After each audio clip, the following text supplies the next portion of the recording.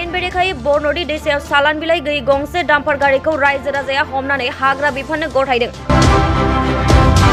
दिनै मोनाबिलि समाव तामुलपुर हाग्रा बिफाननि बेन्दोंआव थानाय बरन'दि दैसानिफ्राय AS 25FC 3631 नाम्बारनि गंसे डाम्पार गारिया आयेन बेरेखायै बरन'दि दैसानिफ्राय सालान बिलाइ लायालासिनो बाला लाबोनायखौ खौरां मोननानै ओनसोलनि रायजो राजाया हमनानै गान्धीबारियाव थानाय हाग्रा बिफाननो गथायो। मख'नो गोनांदि ओनसोलनि रायजो राजाया फोरमायथिनाय बायदिब्ला डाम्पार गारिया 15 सिम बाला लाबोनायनि मोन्थाय दं, नाथाय 20 सिम बाला लाबोनायनि जाहोनाव ओनसोलनि रायजो राजाया लामायाव गोबां जेंना जेंसिजों मोगा-मोगि जानो गोनां जादों होननानै बुंथियो। बेनि अनगायैबो फोरमायबावदों दि गंसे सालान बिलाइजोंनो दान मोनफासिम खालार होआलासिनो बालाखौ रोगाबाय थायो होननानै बुंथियो।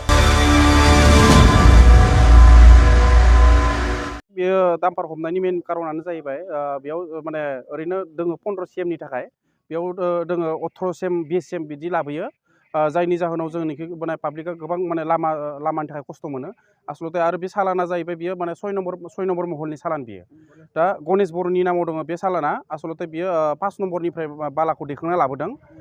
बेयाव जोंनि बेयाव पाब्लिकआ आरो गासिबो बे माने अभारलडनि थाखाय प्लास सालान गैयिनि थाखाय बिना सालानाव फैनायनि थाखाय बे गारिखौ जोङो दिनै फरेस्टनो गथायना होनाय जाबाय।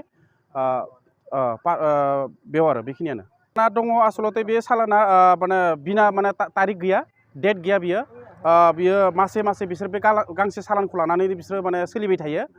बिनि थाखायनो बे बन्द' खालामनाय जादों जों थारमाने।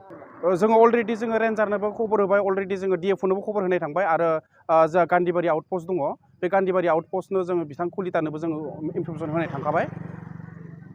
बिथांमोनाथ' दा दिनै जों सिज खालामनानै जोंनि टाउनफ्राव लांनो नागिरदों दा बर्थमान। आसलते जोङो ड्राइभारखौ खिन्थु जोङो जेबो खालामामोन, आसलते जों गारिखौ लाखिदोंसोमोन, खिन्थु बिथांमोना ड्राइभारा गिनानै दिनै जों गारि लाखिनाय लोगो लोगो खारबाय। सानफ्रोमबो गारिखौ हमनाय जागोन जोङो, मानो होनबा बिना मोनसे माबायाव बिसोर सोलिबाय थादों। आसलते बिसोरो 17 बोसोर सलायदोंमोन, 17 बोसोरावबो माने बिना माने मोनसे माबायाव सालान गैयालासिनो सालायबाय थादोंमोन बिसोरो। नाथाय जोङो दिनै बेखौ जों गोख्रों मोनसे राहा लानाय जादों आरो।